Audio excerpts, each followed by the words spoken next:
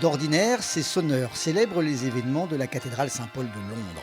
Ce samedi, ils tiraient les 10 cloches de l'église anglicane de Vernay-les-Bains pour un PIL, un concert de chain ringing. Le principe est simple, chaque sonneur a mémorisé une partition dans laquelle l'ordre des cloches doit être à chaque fois différent. Plus que mélodique, c'est un défi très britannique. 10 cloches, on peut sonner dans 3,6 millions d'ordres différents, mais ça fait beaucoup de temps. Aujourd'hui, ils font 5 000 changements. Ça va durer à peu près 3 heures. Un pile, ça fait 5040 changements dans l'ordre des cloches sans faire une répétition. S'il y a une répétition, le pile, c'est échoué, c'est raté.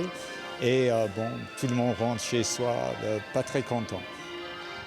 L'église anglicane de Vernay-les-Bains a été construite au début du XXe siècle, à l'époque où les curistes anglais faisaient la renommée mondiale de cette petite commune des Pyrénées-Orientales. La belle époque du casino et des hôtels luxueux. Une légende locale dit même que Rudyard Kipling a écrit ici son livre de la jungle.